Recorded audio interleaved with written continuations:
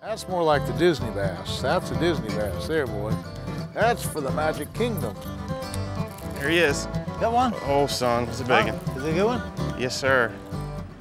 That is a big fish, isn't it? Oh, look at that guy. Oh, hey, you got a monster on. You got a 6 or 7 pounder on. Whoa.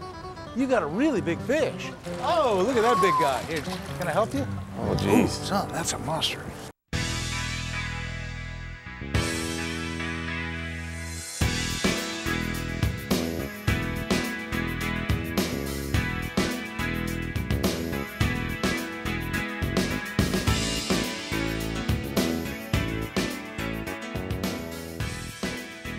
Bass Pro Shops presents Fishing with Roland Martin. Brought to you by Tracker Boats, fish the finest. Gary Yamamoto Custom Baits, designed by fishermen for fishermen. Timbuktu, Fisher's Choice, real bait ready when you are. And by Bass Pro Shops, your adventure starts here. Closed caption provided by Spro Lures. This segment of Fishing with Roland Martin is brought to you by Ono's Trading Company, polarized reader sunglasses.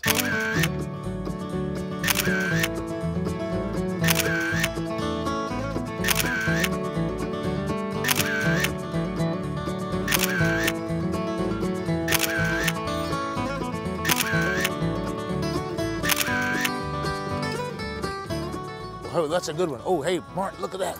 Oh, son, hey, look at this. Oh, man. Hey, this is a repeat. Oh, look at that big old bass.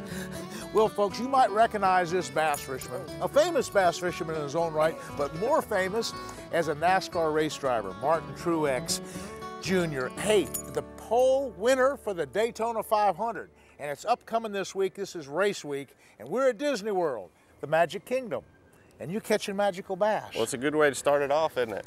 Last time we fished here, Martin just crushed me on a spinnerbait. I remember he caught like 5 big ones over 5 pounds, but today's another day, so it's my turn. Yeah, it's great to be back with you. I haven't seen you in a while. We do some Bass Pro openings together, and that's right.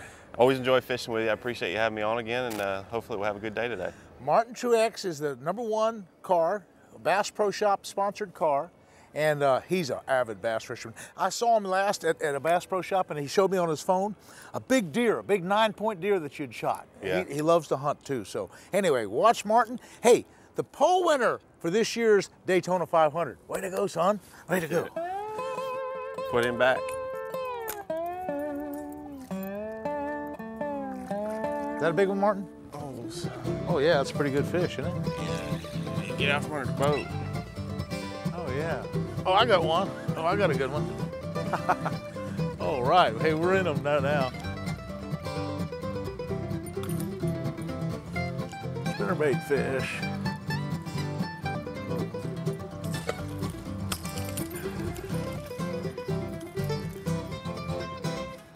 Little spinnerbait fish. I'm trying a new little prototype lure. It's a Evolution spinnerbait. We're making some spinnerbaits. The same people that make the Mega Strike make an Evolution jig, and we're making a spinnerbait. We're trying different blades, and we're trying prototypes of copper blades versus nickel blades versus Colorado blades versus willow leaf blades, and this happens to be a prototype one that we have made up with a gold #4 Colorado. That seems to be a pretty good combination. But we're just kind of testing prototype lures right now. Always decent.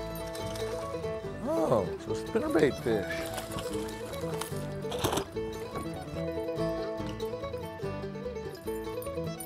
He felt a whole lot bigger when he hit it. He loaded up on it. Oh, not as big as we thought he was, but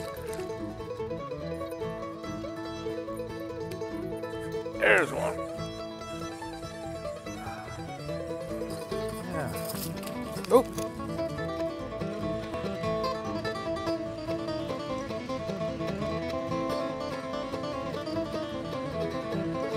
he could eat the one that Roland lost. Ruco shad.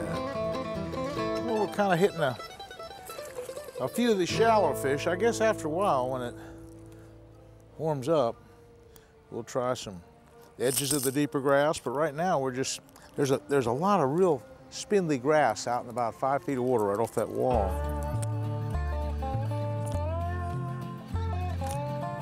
All right, They're stacked up against that wall there. We just need them to get a little bigger. Now you might wonder why I put a watermelon colored Cinco on. Well, the main reason I put the watermelon colored Cinco on is because the color selector recommended a color similar to this, and you know, it's a good idea to make a reference to the color selector from time to time, and a good idea too to put some good fish attractant on the worm, like I always use a Mega Strike on my worm. So I'm really set up now. Little one. The old Cinco fish. Cinco fish. I've gone to a little bit heavier weight. It's windy today, pretty windy. So, and it's deep. These docks that we're fishing right now are 20 feet deep. You see this, we're 21 feet deep here. So because of the depth, we're not fishing shallow water. So I have a weight. I have a 3/16 ounce lead weight on here. I have a watermelon red Cinco on and a 12-pound test Illusion line. Now this is my Roland Martin tournament grade 6.5 foot rod.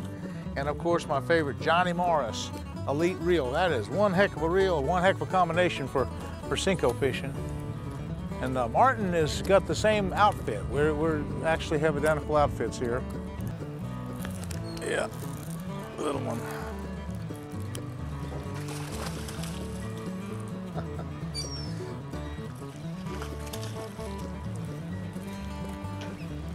They sure are eating up that Cinco now, aren't they? Yeah, they really are. So ever since it warmed up, they seem to be under these docks pretty good. Yeah. And he's got another one. Yeah, there's a little one. But boy, they're really piled up in that shady spot back in there. Lots of them. They're little bitty ones, some of them, but then there's some big ones. Now, Martin, now you're in the pole position. I mean, that's really an envious position for the Daytona 500. What's your frame of mind? I mean, what do you feel like? I mean, well, I'm real excited. I've never come down to Daytona and had a car as fast as the one I'm in this weekend. So, wow. You know, obviously we got a lot of work to do this week, getting ready for the 500. We still have the Gatorade duels on Thursday, and that's right. So we've got some work to do. Oh, and I just catch another fish. But I'm really looking forward to the weekend. My car, like I said, is real fast, and we're sitting on the pole, and we've got some work to do still this week, getting ready for the Gatorade duels on Thursday, and getting ready for the race on Sunday. But I feel good about it. I think it's going to be our best shot we've ever had to win. So pretty excited, and you know, looking forward to the weekend. Little one. All right. Okay. I don't know. Sooner or later, you have to just weed through. That's the thing about these Disney fish. They manage this fishery for numbers, even though they stock it with some couple really big bass, and there's some 6 and 8 and even 10-pound fish in here.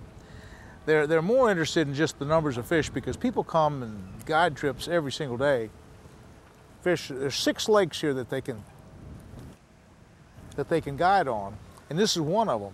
And the guide boats come out here mainly with live bait. They fish an awful lot of live shiners, and it's all catch and release. It costs about $300 a day for like a 4-hour day for a guide to take you out on these Disney lakes. Bigger one. I don't know how big. It's a bigger one. Out on the outside grass. Yeah, okay. Now it's more like, that's more like the Disney bass. That's a Disney bass there, boy. That's for the Magic Kingdom. Yeah, that's more like it. That's more like it. On the prototype 3/8 ounce spinnerbait. And what I was doing there was, I don't know exactly, see there's grass in the water. You can see this grass right here. It's offshore grass. And I just imagined that it ended out there. I don't know exactly where it ends. But I can see with my polarized glasses that there's grass right here all around underneath the boat. So wherever that edge is, that deeper outside edge is where I think the better fish are, and that's probably where he hit, that outside edge. In fact, I'm gonna put my power pole down. Okay, now they're starting to get a little bigger. See what happens. Getting a little bigger, Roland. Huh? They're getting a little bigger. That's good. This segment of Fishing with Roland Martin is brought to you by Color Selector. It's back, it's better, it's new.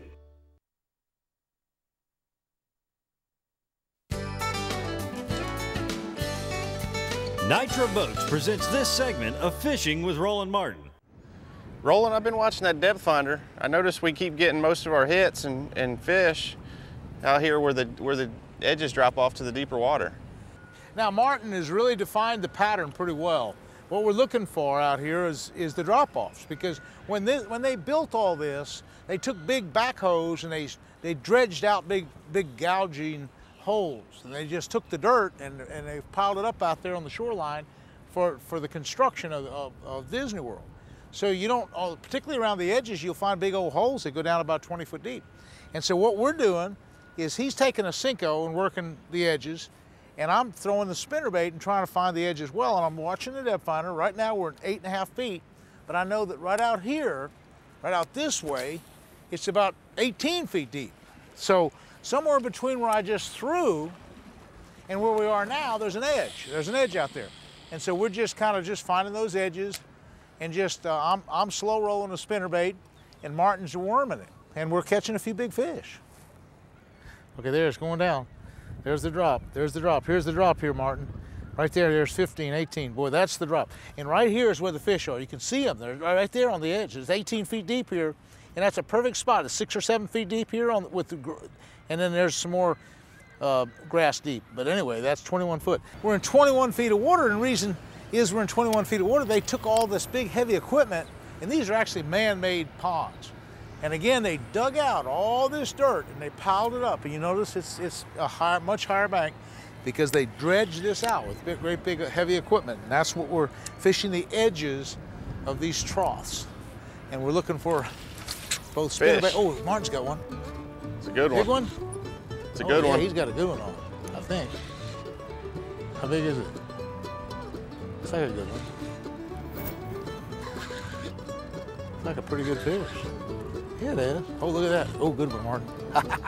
Son, right on the edge of that thing. Right on that drop off. That was a perfect spot, right on the edge of that drop off. Where we went over it with the depth finder, and Martin threw right back to where we saw the fish on the depth finder. That's exactly one of the fish we probably saw on the depth finder. Hey, that's what it takes. Perfect. Being observant. Come on now. Boy, that's a fat one, isn't it? It is. Boy, that's a beauty. Nice healthy bass. Pretty. That's a beauty there. Well, he's going back. Yeah. To get bigger. Well, I bet that's one of the fish we were looking at on the depth finder just a minute ago. We were right there on that drop off where he hit it. Oh, there's one. I got him. Okay. Oh, son. There he is. Oh man. Oh, there he is. I got him now. Oh, hey Martin, I got a good one on. Keep right on the edge of that drop off. Boy, he's taking off like crazy. Oh, son. Hey, he cracked that spinnerbait. I was just running it slow and easy. Oh, here he is. Look at this guy. Oh, son. Oh, yeah, look at that guy. Big old bass. Rolling. Big one? No. Oh, look at that big guy. Don't feel big anyway. Yes, sir. That's the kind of fish that you can expect to catch. It's up to 63-degree water temperature. That doesn't sound like a whole lot. Hey, but 59 to 63, that's 4 degrees. Quick release. And that sometimes can turn the fish on. Slow rolling a spinnerbait on the edge of the grass flats. Okay. So what I was doing, I ran that 3/8 ounce spinnerbait and I put a little piece of split shot on there. And that just lets it get down another couple feet deeper. Okay, now we're in the deep water right here. We're just about in the same spot. So what I'm doing, I'm throwing it up there. You can even count down. You can even watch and just 1, 2, 3. I just ease it. I'm just slow rolling it along the edge of that drop. I'm ticking the grass right now. I'm in 22 feet of water. Oh, there he is. I got him right here. Get up. Yep, I got him. I think he's a pretty good fish, Martin. Oh yeah, nice bass. Nice 3 or 4 5-pound bass. Beautiful, beautiful, nice fish. Right on the edge of that deep water. Okay.